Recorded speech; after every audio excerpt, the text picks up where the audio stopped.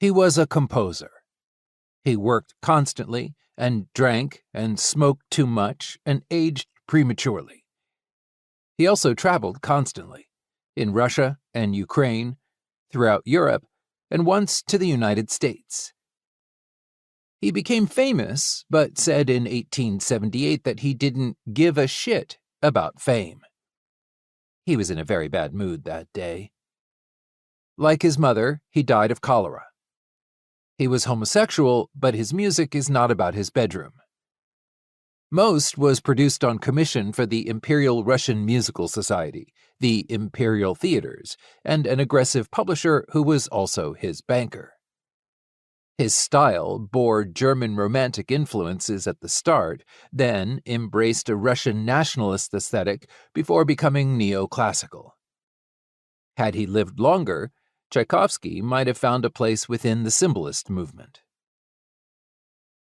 The details of his life presented here are fewer than in other books about Tchaikovsky, but situated in a broader socio-political and historical as well as musical context. The general aim is to distance his music from the letters to his brothers, sister, and trusted friends. Those express emotion in a 19th century language remote from our own. Even the way Tchaikovsky processed grief or dealt with failure is distant. Certain things, however, feel very present.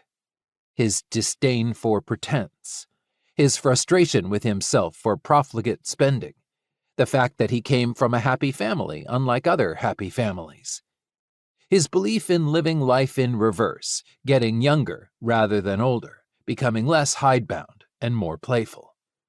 To produce as much music as he did, an entire empire's worth, Tchaikovsky had to be hyper-focused and hyper-disciplined, not lurching from one personal crisis to another and indulging morbid fantasies.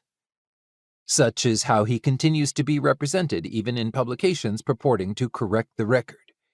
The most recent reconsideration by Ada Einbinder states right up front that Tchaikovsky's life was one of endless struggle, confrontation, and occasional submission before the restless fate that pursued him, and which in one form or another is felt in all his works.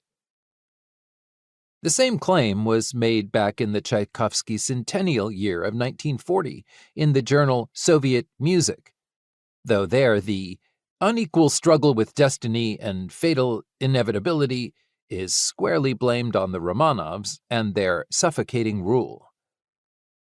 Einbinder allows that Tchaikovsky experienced typical joys and sorrows, recognizing that the composer cultivated hobbies like stargazing, and after reading John Lubbock's Ants, Bees, and Wasps, a record of observations on the habits of the social Hymenoptera, 1881, Amateur Entomology.